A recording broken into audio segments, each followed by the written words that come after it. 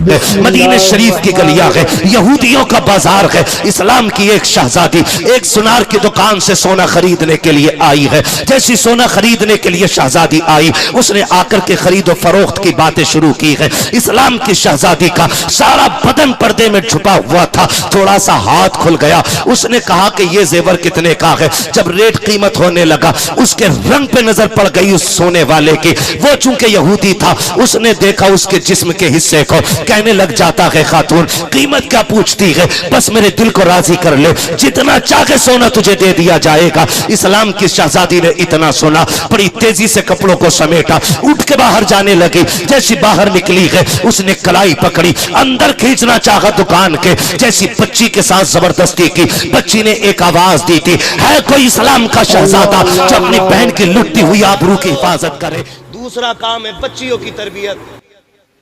बच्चियों की तरबियत, और तरबियत कैसे की जाती है, तरबियत कैसे की जाती है, सुने कभी गौर से, पढ़ें खातून जन्नत को।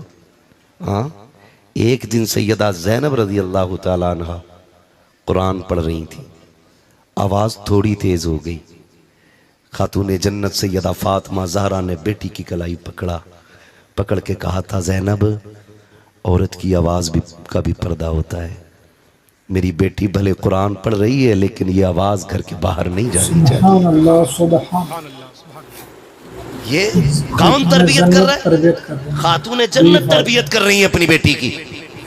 खातून जन्नत, बेटी औरत की आवाज का भी पर्दा होता है। जब आपने ये तरबियत की तो जमाने ने देखा है, खुदा की कसम, करबला के रेगुजार से लेकर के यजीद के दरबार तक खातून जन्नत को आप पढ़ लीजिए, खातून जन्नत की बेटी सैयदा ज़ैनब को आप पढ़ लीजिए। खानदान तो लुटा गए, लेकिन किसी ने आपको बेपर्दा होते हुए नहीं देखा। पूरा खानदान शहीद हो गया है, लेकिन किसी खैर महरम ने सैयदा ज़ैनब की सही आवाज नहीं सुनी थी। यहां तक कि यजीद के दरबार में भी जब सैयदा ज़ैनब खुतबे के लिए खड़ी हुई थी, एक नाबीना साहबी खड़े होकर कह रहे थे, और यार बताओ तो सही, लगता है अली आ गए हैं, मुझे अली से मुलाकात करा दी जाए। किसी ने रोते हुए कलाई पकड़ा, कहा बाबा क्यों कह रहे हो, कहा देखते नहीं हो ये जो खुतबे की आवाज है ये तो अली की आवाज लग रही है। कहा ना बाबा, ये अली की आवाज लगी, बल्कि अली की शहजादी ये ज़ैनब की आवाज है। कहा ये कैसे बदल गई, कहा इसलिए ज़ैनब ने आवाज बदल दी ताकि किसी गैर महरम के कान ज़ैनब की असली आवाज को सुन ना सके।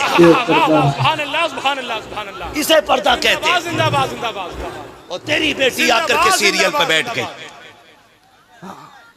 आके कैमरे के आगे बैठ गई। $5000 आ रहे मेरी बेटी के, आग लगे इन डॉलरों में। दिल के फपोले जल उठे सीने के दाग से, इस घर को आग लग गई घर के चराग से।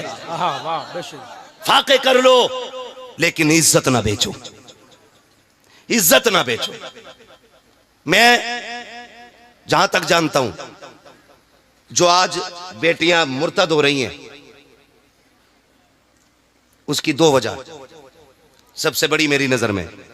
नंबर 1, या तो लालच और या फिर मजबूरी, बस। वरना मजहब इस्लाम इतना प्यारा मजहब है, जो इसमें एक बार आ जाता है फिर इसे छोड़ के जाने को दिल नहीं करता है। हाँ, और जिसने इसकी हलावत को पा लिया वो मर जाता है, लेकिन मजहब इस्लाम नहीं छोड़ता है। 2 वजहें मुझे लगी, या तो लालच और या फिर मजबूरी। लालच क्या? लालच ये है कि जो लालच देते हैं कि चलो भाई गाड़ी है हमारे पास, बंगला है, होटल हैं, जहां चाहोगी वहां घुमाएंगे, अगर तुम इनमें रहोगी तो क्या कर सकती हो, तुम कहीं नहीं जा सकती हो, 4 दीवारी में रह जाओगी, और आओ चलो हम तुम्हें दुनिया दिखाते हैं। किसी ने सोने का लालच दिया, किसी ने गाड़ी का लालच दिया, किसी ने जेवर का लालच दिया। ए मेरी बहन, ए इस्लाम की शहजादी, सुन तो मेरी बेटी कान खोल करके, दुनिया की कोई भी दौलत तेरी इज्जत की कीमत नहीं बन सकती है। अल्लाह ने जितनी बड़ी इज्जत तुझको अता की है, सारी दुनिया का सोना एक पल्ले में रखा जाए और किसी गरीब की बेटी की इज्जत को एक पल्ले में रखा जाए, फिर भी एक गरीब की बेटी की इज्जत का बदल पूरी दुनिया का सोना नहीं बन सकता है। यह तेरी इज्जत का कमाल रब ने अता किया है। यह इज्जतें तुझे रब ने दी थी, तो बेटियां चली जाती हैं जेवर छोड़ करके। मेरी बहन बेटी कान खोल के सुन लेना, ये दुनिया की जिंदगी 4 दिन की है। कितने दिन जी लोगी? 60 साल, 70 साल, 80 साल, 100 साल। मौत सभी को आनी है, एक दिन सभी को मर जाना है, कोई यहाँ नहीं रहेगा, तुमको भी चले जाना है। ए मेरी बहन कान खोल के सुन, अगर फाके करने पड़े अल्लाह की रजा के लिए फाके कर लिया करो। अगर एक जोड़ी कपड़े में जिंदगी गुजारनी पड़े, एक जोड़े कपड़े में जिंदगी गुजार लो। अगर एक जोड़े कपड़े में जिंदगी गुजारोगी, जन्नत के अंदर तुम्हारी खूबसूरत ड्रेसें मौजूद है। अगर तुम फाके करके जिंदगी काट लोगे, अल्लाह जन्नत की नहरें तुम्हारी कब्रों की तरफ मोड़ देगा, फिर देखना सबसे ज्यादा सुकून तुम पाओगी। लेकिन मेरी बहन बेटियों को किसकी नजर लग गई? वो होटल के लालच में, जेवर के लालच में आकर के अपना तीनों ईमान बेच के चली जाती है। आओ तुम्हें तारीख का एक फर्क पल के दिखा देता हूं, एक फर्क पलटो। चलो चलते हैं, इस्लाम का इब्तदाई दौर है, मदीने शरीफ की गलियां है, यहूदियों का बाजार है। इस्लाम की एक शहजादी एक सुनार की दुकान से सोना खरीदने के लिए आई है। जैसी सोना खरीदने के लिए शहजादी आई, उसने आकर के खरीदो फरोख्त की बातें शुरू की है। इस्लाम की शहजादी का सारा बदन पर्दे में छुपा हुआ था, थोड़ा सा हाथ खुल गया। उसने कहा कि ये जेवर कितने का है? जब रेट कीमत होने लगा, उसके रंग पे नजर पड़ गई उस सोने वाले की। वो चूंकि यहूदी था, उसने देखा उसके जिस्म के हिस्से को, कहने लग जाता है खातून कीमत क्या पूछती है, बस मेरे दिल को राजी कर ले, जितना चाहे सोना तुझे दे दिया जाएगा। इस्लाम की शहजादी ने इतना सुना, बड़ी तेजी से कपड़ों को समेटा, उठ के बाहर जाने लगी। जैसी बाहर निकली है, उसने कलाई पकड़ी, अंदर खींचना चाहा दुकान के। जैसी बच्ची के साथ जबरदस्ती की, बच्ची ने एक आवाज दी थी, है कोई इस्लाम का शहजादा जो अपनी बहन की लुटती हुई आबरू की हिफाजत करे? याद रखना प्यारे, वो अपनों का बाजार न था, वो यहूदियों का बाजार था, और कोई अपना वहां पे नहीं था। जैसी एक आवाज गूंजी है, एक सब्जी की दुकान पर इस्लाम का शहजादा सब्जी खरीद रहा था, उसके कानों में ये आवाज टकराई है। उसने सामान तो छोड़ दिया, उधर दौड़ा जिधर से आवाज आ रही थी। जब उस जगह पर पहुंचा है, पहुंचने के बाद क्या देखा, एक यहूदी ने एक बच्ची का हाथ पकड़े हुए गए और जाकर के उसके करीब खड़ा हुआ। बच्ची ने कहा था, मैं इस्लाम की शहजादी हूं, ये मेरे साथ साथी कर रहा है। इतना सुना, उसने आओ देखा ना ताओ देखा, तलवार निकाली, उसके हाथ पे दस्ता मारा, बच्ची की कलाई छुटाई, अपने कमर के पीछे खड़ा कर लिया। कहा खबरदार, जब तक इसका भाई जिंदा है, किसी बेगैरत में हिम्मत नहीं है हमारी बेटी की आबरू की तरफ कोई आंख उठा के देख सके। नारे तकबीर, और मोहब्बत वाले अंदाज में नारे तकबीर, नारे रिसालत, अज़मते बेटी कॉन्फ्रेंस, मसलके आला हजरत हजरत अल्लामा मुफ्ती हम्माद रजा साहिब किबला, नारे रिसालत, जिंदाबाद जिंदाबाद। चले आगे, थके तो नहीं अब? जिंदाबाद जिंदाबाद। और आगे जरा कहते या रसूल अल्लाह, ये पीछे वाले भी बोलते जरा या रसूल अल्लाह। का हिम्मत है तो हाथ लगाओ। अब भाई आ गया है, जैसे इतना कहा ना, उसने कहा हिम्मत देखो इसकी, हमारा बाजार, हमारा मोहल्ला, हमारे लोग, और ये अकेला डट गया। इसने जो देखा, यहूदी ने आवाज दी, देखो तो सही, एक कलमा पढ़ने वाला हमारी कौम को ललकार रहा है। सैकड़ों तलवारें निकल आई, सैकड़ों। अकेला खड़ा रहा, अकेला। किसी ने कहा जान बचा भाग जा, अकेला क्या कर लेगा? उसने कहा गैरत वाला हूं, मर जाऊंगा बहन के लिए। तारीख में यही लिखा जाएगा, एक भाई बहन की आबरू बचाते बचाते मर गया था।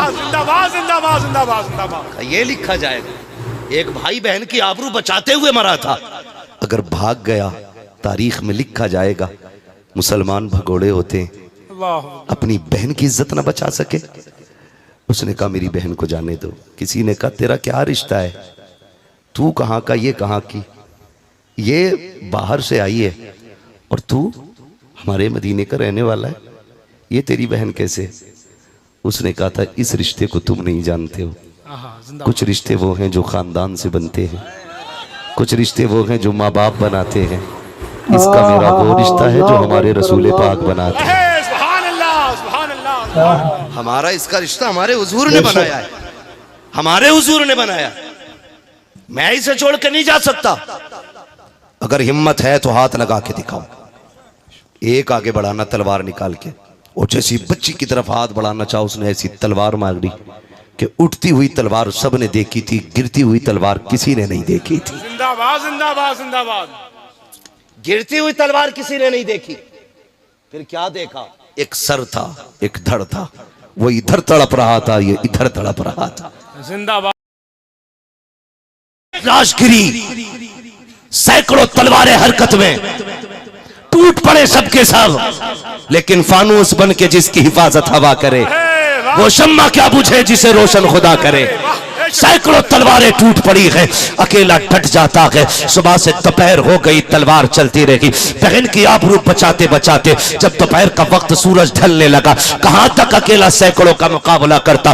बाजू थक चुके थे, ताकत जवाब दे गई थी। जब लड़की ने यह देखा कि मेरे भाई की तलवार की रफ्तार धीमी हो गई है, अब बाजू थम से रहे हैं, अगर आज मेरी इज्जत लुट गई तो मेरा तो क्या है, मैं तो चली जाऊंगी। कयामत तक के लिए लोग नबी के मदीने को कहेंगे उनके मदीने में एक बेटी की आबरू लुट गई थी। अल्लाह अकबर, ये सोचते सोचते बच्ची की आंखें भीग जाती हैं। उसने ये नहीं कहा था मालिक मदद कर दे, हम 3 डेगे बनाएंगे, मालिक मदद कर दे, मैं फला कलियर जाऊंगी। उसने ये नहीं कहा था फला मजार पे जाऊंगी। उसने सजदे में सर रखा और रो के कहा था मालिक तुझे तेरे महबूब की बेटियों का वास्ता, तुझे मुस्तफा की शहजादियों का वास्ता, इस बेटी की आबरू बचा ले। ये देख मेरे मालिक, अकेला मेरा भाई है, अकेला तलवार लेके खड़ा है, अगर ये चला गया मेरी इज्जत चली जाएगी। तेरे महबूब के मदीने को जमाना क्या कहेगा। ये रोती जा रही है, रब को आवाज देती जा रही है, आंसू बरसते जा रहे हैं, जमीन गीली होती जा रही है। इधर बाजू थमने लगे हैं, तलवार रुकने लगी है, जैसे कि इसने आह भर के अपने रब को आवाज दी मालिक या तो किसी को मदद के लिए भेज दे या हमारी आवाज हमारे आका के कानों तक पहुंचा दे। जैसे इसने इतना कहा है, पीछे से नारे तकबीर की सदा बुलंद होती है। जब बच्ची ने सर उठाया तो क्या देखती है, पीछे पीछे अली आ रहे थे, आगे आगे मेरे नबी आ रहे। नारे तकबीर, नारे रिसालत, नारे हैदरी, अज़मत बेटी कॉन्फ्रेंस। जिंदाबाद जिंदाबाद। ओ मेरी बेटी, जिंदाबाद। जो हो ज़ौक़े यकीन पैदा तो कट जाती हैं जंजीरें। हाँ, आज हम में ना वो ईमान ही नहीं रहा, ईमान ही नहीं रहा। आज हम ना सब अपनी अपनी छत बचाने में लगे, अपनी अपनी बचाने में लगे। अभी क्या है, अभी तो फलां के घर में आग लगी, अभी मेरा घर बचा है, अभी बीच में 3 घर दूर है, तब जाके मेरा नंबर आएगा। याद रखना, जब आग लगती है ना बन में तो गीले सूखे सारे जलते हैं, आग फिर गीला सूखा नहीं देखती है। खुदा अपनी बेटियों की हिफाजत करो। मेरी बहन, तुम ना इसी किरदार को अपनाने की कोशिश करो, इसी किरदार को अपनाने की कोशिश करो। जमाना जानता है तुम हुजूर के हो जाओ, कायनात तुम्हारी हो जाएगी, कायनात तुम्हारी हो जाएगी। तो बेटियों की तरबियत भी अच्छी करनी है, तरबियत भी अच्छी करनी है। दूसरा काम, एक काम हो गया नाम अच्छा रखना है, दूसरा काम तालीम और तरबियत ये अच्छी देनी है, तीसरा काम इज्जत के साथ बेटी को रुखसत कर देना है। ठीक है जी, ये तीसरा काम बाद में आता है, बेटी को इज्जत के साथ रुखसत करना है। बात अगर रुखसती पे करें तो एक बात मैं कह दूं, एक लालच हो गया, एक मजबूरी है। मजबूरी क्या है? जिनकी उम्रें हो गई हैं और निकाह के पैगाम नहीं आ रहे और जिंदगी यूं गुजारना मुश्किल है, तो फिर वो बेटियां ज्यादातर ऐसी होती हैं उनमें से जो मजहब छोड़ जाती हैं। इसका जिम्मेदार कौन है? इसका जिम्मेदार कौन है जो बेटियां मजबूरी में मजहब बदल रही हैं? इसके जिम्मेदार हैं हम लोग। सही बात है, बुरा ना मानना, हम लोग। इसलिए कि अल्लाह ने 4 बेटे दे दिए तो उंगलियों पे गिन रहा है, 10 लाख इस पे मिलेंगे, 10 इस पे मिलेंगे, वो वाला डॉक्टर बन गया उस पे 15 मिल जाएंगे, वो इंजीनियर है उस पे 20 मिलेंगे। गुड़ा भाग कर रहा है, हराम का पैसा रखा, लूट ले जाके। हाँ, इतनी डिमांडें बढ़ गई, डिमांडें। और गरीब बाप करे क्या यार? बेटी पालना आसान है? लोग कहते हैं क्या दिया है उसने? यार बेटी दे दी, और क्या चाहिए था? आप जानते हो बकरीद आ रही है ना, बकरीद, बकरीद में क्या होता है? क्या होता है बकरा ईद पे? ये बच्चे बोल रहे हैं, बड़े भी बोल सकते हैं। इसमें क्या होता है कुर्बानी? बकरा ईद पे क्या होता है? कुर्बानी होती है ना। उसमें ऐसा भी होता है, कुछ लोग 6 महीने पहले बकरा ले आते हैं, कुछ 2 महीने पहले, कोई साल भर पहले, कोई पालता ही घर में है ना। तो जब कुर्बानी के लिए बकरा जाता है ना, तो उसको भेजते हुए या बेचते हुए या कुर्बान करते हुए ना ख्याल आता है ना। आता है कि नहीं? आता है ना। क्योंकि हम अगर 1 महीने के लिए जानवर खरीद लेते हैं, हमें उससे मोहब्बत हो जाती है। फिर एक बाप तो अपनी बेटी को 20 साल पालता है। अगर तुम्हें बकरा प्यारा हो सकता है तो बाप को बेटी कितनी प्यारी होगी। लोग कहते हैं क्या दिया है? लोग ना, तुम किसी से कबूतर लेने चले जाओ ना फ्री में, कबूतर इतना सा होता है। कितना बड़ा होता है कबूतर? कितना बड़ा होता है ना? कितना बड़ा होता है कबूतर? इतना होता है ना कबूतर। आप एक कबूतर किसी से लेने चले जाओ, वो फ्री आपको नहीं देता। बाप का एहसान मान यार, 18 साल की 6 फीट की बेटी तेरे हवाले कर देता है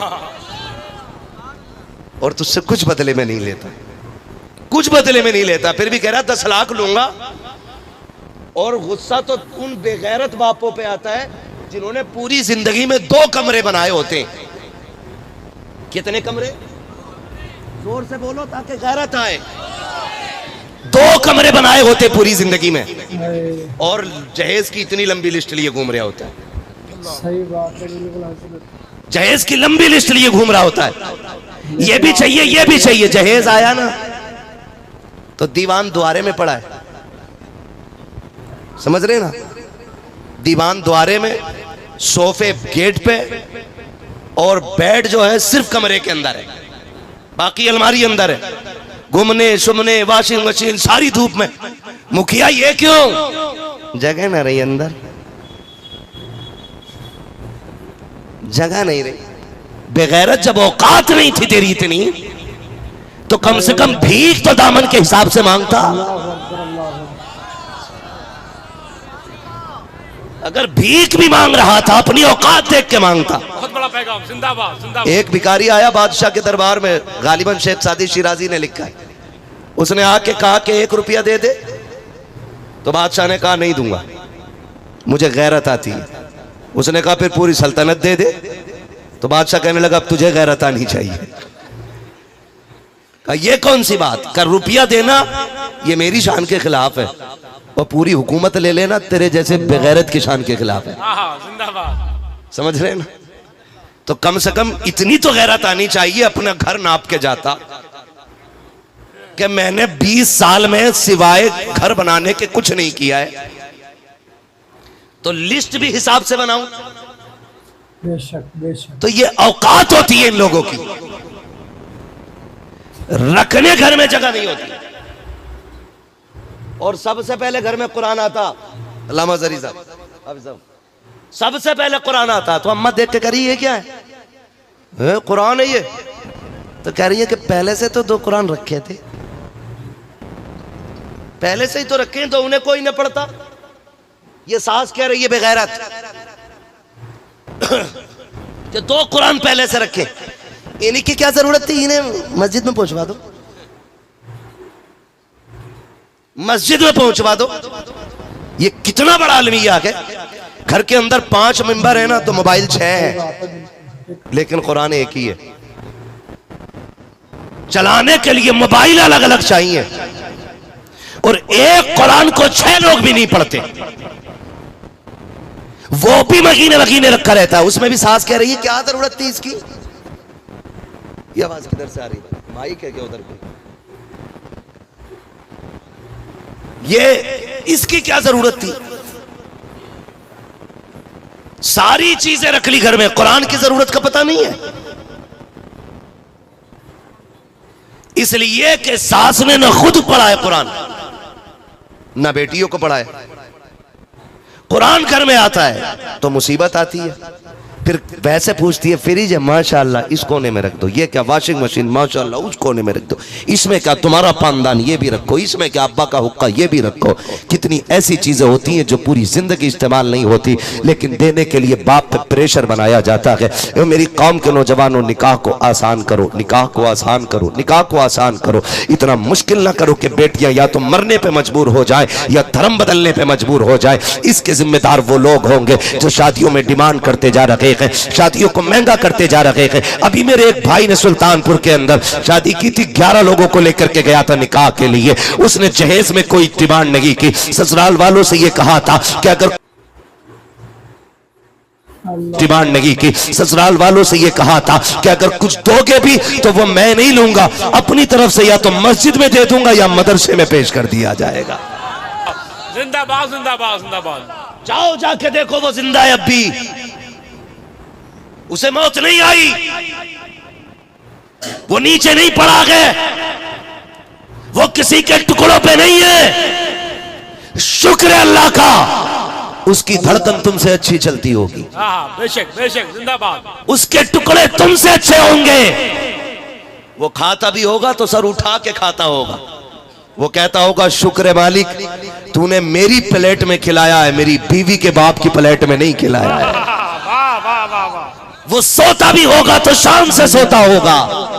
मालिक एहसान है तेरा, तूने मुझे बीवी के बिस्तर का मोहताज नहीं किया, तूने मुझे मेरे बिस्तर का मोहताज किया है। ये बेगैरती नहीं है। लल्ला की शादी में अभी 16 साल है, अब्बा आज से ही खाट की पट्टी जोड़ जोड़ के बिछा रहा। बेड मिलेगा उसे, प्लास्टिक की कुर्सी तोड़ तोड़ के नई पुरानी कर ली, सोफा नहीं खरीद रहा। लल्ला को जहेज में मिलेगा। बाइक नहीं खरीदते, जहेज में मिलेगी। ये बेगैरती है हमारी। और मेरे भाई, निकाह इतने आसान कर दो ताकि गरीब से गरीब बेटी भी कहे शुक्र मालिक, हुजूर की उम्मत में पैदा किया गया। यहाँ कोई किसी का बोझ बना नहीं करता है, बल्कि एक दूसरे का बोझ उठाया करते हैं। सुभान अल्लाह सुभान अल्लाह। ऐसा माहौल बनाओ, ऐसा माहौल बनाओ कि निकाह आसान हो जाए। करेंगे इंशाल्लाह, इंशाल्लाह करेंगे इंशाल्लाह। बताओ, ससुर के देने से भला होता है कि खुदा के देने से भला होता है? ये वही बोल रहे हैं जो ससुर का खा के बैठ चुके, वो बोले जिनको मिलना बाकी है अभी। किसके देने से भला होता है? जोर से, खुदा के देने से भला होता है। तो फिर क्यों मांगते हैं ससुराल जाकर? हैरत होती है। अब्बाओं से गुजारिश है, अब्बाओं से मेहरबानी करो। अब्बो, तुम जो लिस्ट लिए घूम रहे हो ना कि बेड ये वाला होना चाहिए गाड़ी, तुझे एक दिन भी बेड पे लेटने नहीं देगा तेरा लल्ला। सही है। हाँ हजरत, एक दिन बाइक पे नहीं बैठाता इसे। और अब्बा मर गया बुलेट के लिए, बुलेट ही चाहिए, कुछ हो ना हो गाड़ी चाहिए, चाहे तेल डालने का पैसा ना हो, गाड़ी चाहिए। ये कंडीशन हमारी कौम की है। तुम हुजूर के तरीके को अपनाओ, जिंदगी इतनी आसान हो जाएगी कि तुम सोच भी नहीं सकते हो, सोच भी नहीं सकते हो। अल्लाह जिंदगी इतनी आसान कर देगा, आप सोच भी नहीं सकते। इसलिए आज फातिमा बेटी की विलादत की खुशी में ये जश्न है। आज इस फातिमा के नाम की वजह से उस फातिमा का सदका लेके जाओ और ये अहद करके जाओ, हम शादियां मुश्किल नहीं करेंगे, शादियां आसान करेंगे। करेंगे इंशाल्लाह आसान, इंशाल्लाह करेंगे आसान। बारात में कितने जाओगे? 12-13 तो दामादी हो जा करके, और जो फूफा ना जाए वही रूठ जा। हाँ, कम से कम इतने तो जाइए जो बेड़ा गर्क कर दो लोंडिया वाले का। मैं तो कहता हूं खत्म करो बारात का रागी, चंद जिम्मेदार लोग जाएं और लड़की वाले से कहते खाली पानी पिला देना, उसमें भी तेरा एहसान होगा। पानी पे भी बोल देना, पानी पिला देना, तेरा एहसान होगा। हमें खाना नहीं चाहिए, हमने अली को दूल्हा बन के मस्जिद नबवी में जाते देखा था, हमने हुजूर का दामाद देखा है। आज अल्लाह माफ करे, हल्दी डे है, एक की हल्दी होती है तो पूरा घर मेंढक बन जाता। हक है, जिंदाबाद जिंदाबाद जिंदाबाद जिंदाबाद। पीला पीला है, पर्दे भी पीले, कपड़े भी पीले, चप्पलें भी पीली, हल्दी लगी, शिकल भी पीली, अकल भी पीली, सारे पीला हो गया। हजरत बिल्कुल सही बात। हाँ, और उस पे लिखा हुआ है हैप्पी हल्दी। हैप्पी हल्दी, शिकल बिगाड़ दी। अरे क्यों लगा रहे हो हल्दी भाई? क्यों क्यों लगती है हल्दी? मुझे बताओ ना, कोई तो वजह होगी, बोलो। क्यों? डर लग रहा है ना गोरा होने के लिए, इसलिए तो हल्दी करते हो। क्या मतलब है उसका भाई? वो सुन्नत नहीं, वाजिब नहीं, फर्ज नहीं, मुस्ताहब नहीं है यार, कोई तरीका नहीं हमारे इस्लाम का। वो है क्या ये हल्दी? किसी बेवकूफ ने कह दिया अब हल्दी रगड़ ले पीला हो जाएगा। कभी भैंस को पीला होते देखा हल्दी तो से? नहीं लगाई हल्दी यार साथ में। बताओ, यार हंसने की बात है यार। पूरा घर पीला हुआ पड़ रहा है, हाथ में गुनगुने, धागा लपेट रखा है, गुनगुना का, यही दूल्हा है। कंडीशन देखो हमारी। 3 दिन हल्दी हो रही है, पूरा घर पीला का पीला है, शिकल पीली, अकल पीली, बाल पीले, कपड़े पीले, लगता ही नहीं किसी तरफ से ये इंसान जा रहा है। हैरत होती है हम कहां आ गए हैं। अगर तुझे हुस्न की जरूरत थी तो ये उपटन न लगाता, पीले कपड़ों में न टहलता, हल्दी न रगड़ता। दावे के साथ कहता हूं 10 दिन में एतकाफ की नियत कर, मस्जिद में जाके बैठ जा। 10 दिन के बाद एतकाफ से निकल, खुदा की कसम हल्दी से वो हुस्न नहीं आएगा जो रब की बारगाह की इबादत से अल्लाह तुझे हुस्न अता फरमा देगा। जिंदाबाद जिंदाबाद जिंदाबाद, सुभान अल्लाह सुभान जिससे अल्लाह। हुस्न आता था वो छोड़ ही दिया। ये हल्दी लग गई है, उससे आगे बढ़ू। बुरा तो नहीं लग रहा है? महराज भाई है कि नहीं यहाँ पे? हाँ, बैठे रहिएगा। कभी कोई बाद में मुझसे सवाल करे, अपना जवाब खुद देना। क्या मौलवी बड़ा कड़वा बुलाया था? वो भाई अपना यही मसला, मैं आईना को दिखाऊंगा दाग चेहरे के, जिसे खराब लगे सामने से हट जाए। सीधा मसला अपना यही है, कोई लगी लिपटी नहीं है। वो भाई पैसा खर्च करते हो, बुलाते हो, नजराना देते हो। मैं चापलूसी करके पैसा जेब में रख के नहीं लेके जाना चाहता। जब इतनी मेहनत की है, बुलाया है ना, तो फिर बेवकूफ़ बनाने नहीं आया। कुछ काम की बातें कर जाऊं ताकि यहाँ मेरे भी काम आ जाएं और वहाँ भी काम आ जाएं। अल्लाह करे किसी एक की ज़िंदगी बदल जाएगी। ये जलसा करना भी कामयाब हो जाएगा, कराना भी कामयाब हो जाएगा। बस मसला सारा यही है। तवज्जो है सारे लोगों को? ये तो हो गया आपका हल्दी। बंद करोगे इसे? करोगे बंद? जोर से बंद करोगे? ये इधर वाले लोग क्यों नहीं बोल रहे? सारे बंद कर दो इन्हें, ये हल्दे पल्दे खत्म कर दो। दूसरी बात, एक बात बेटियों के लिए, बेटियों के लिए एक बात। ये अब वो जा रही है उसमें ब्यूटी पार्लर। किसी की दुकान हो तो बुरा मत मानना, कभी कहना मौलवी पूरे बिजनेस की वाट लगा गया। हाँ, ब्यूटी पार्लर क्या होता? ब्यूटी पार्लर में, ब्यूटी पार्लर में मेकअप है, शिकल बदल दी जाती है, पूरी शिकल। रात में कुछ और थी, सुबह में कुछ और है। हाँ जरा, पूरी सूरत बदल दी जाती है। और मेरी बहन, मेरी बेटी, लोग तो इसलिए सोचते हैं कि लाओ भाई आज दुल्हन बन रही है तो सबसे खूबसूरत लगे। लेकिन याद रखिएगा, जिस शक्ल सूरत में शोहर की पहली नजर पड़ती है ना औरत पे, उसको हमेशा वही जलवे खूबसूरत लगते हैं। ये बात बता दूं, हाँ, वही नजारा उसे सबसे ज्यादा खूबसूरत लगता है। तो आज अगर ब्यूटी पार्लर में सज के आप चली गई, आज लग रही थी भूत, हूर, सुबह को शिकल दूल्ही बन गई भूत। अब बताओ तलाक होगी कि घर में मोहब्बत की बातें होंगी? बोलो, जोर से बोलो यार। फिर तलाक ही होनी है पक्की पक्की। भाई रात में हूर थी, सुबह में मुंह धुला, तो फिर सारे धब्बे नजर आए, तो मोहब्बत बढ़ेगी कि घटेगी? जोर से घटेगी ना। और फिर पहली रात ये रिश्तों में मोहब्बत की रात होती है, ठीक है। ये भी फरमाया गया कि जब औरत घर में आए तो उसके कदम धो के घर के अंदर पानी छिड़का जाना चाहिए। दुल्हन घर में आए तो अल्लाह उसके कदमों की बरकतें अता फरमाता है। आमीन आमीन आमीन। है, ये भी होता है। अब मुझे एक बात बताओ, तरीका हमारे इस्लाम ने कह दिया, मियाँ बीवी रुखसत हुए घर आ गए, ठीक है। अब हुक्म क्या है? एक दूसरे को देखो, रब की पाकी बयान करो, उसका शुक्र अदा करो। उसके बाद हुक्म ये 2-2 रकात उसकी बारगाह में नमाज पढ़ ली जाए। यही तो करना था ना। अब नमाज पढ़ने के लिए वजू शर्त है, और वजू वो करेगी जिसका मेकअप किराए का नहीं होगा। जब वो 8,000 में चेहरा बनवा के आई है तो तुम्हारे एक लोटा पानी से धोएगी? बोलो, बात समझ में आ रही है आपकी?